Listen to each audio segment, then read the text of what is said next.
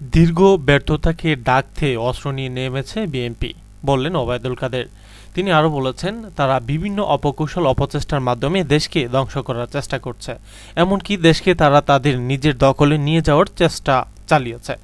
কোনোভাবে সেটা সম্ভব হয়নি। তাই শেষ পর্যন্ত ছাত্রদের সাথে সুযোগ মতো দেশে নানা ধরনের হত্যাযোগ্য অপকর্ম চালিয়েছে এবং দেশকে ধ্বংস করার চেষ্টা করছে, এমনটাই জানিয়েছেন ওবায়দুল কাদের বিস্তারিত প্রতিবেদনে।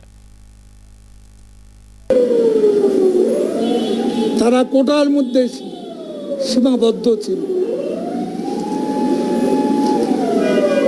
আর তার উপরে রাজনৈতিক মতলবে বিএনপি জামাত এই আন্দোলনে উপর ভর করেছে।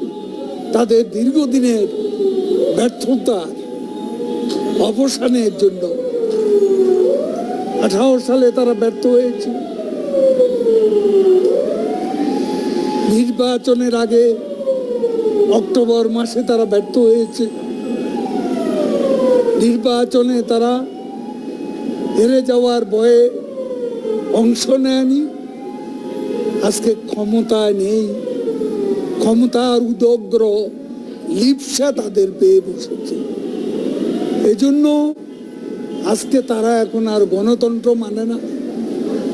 তারা আগুন নিয়ে নেমেছে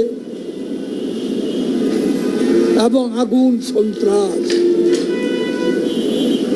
অস্ত্র নিয়ে নেমেছে।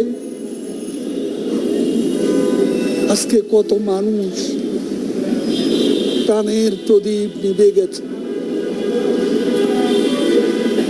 পুরোপুরি হিসাব আসেনি। শিশুদেরও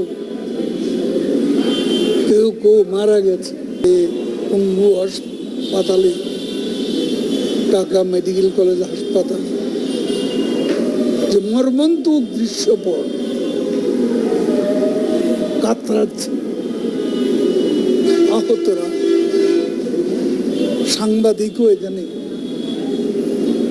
নিহত হয়েছে, কভার করতে আহত হয়েছে। দেখি আন্দোলনকারী নয়,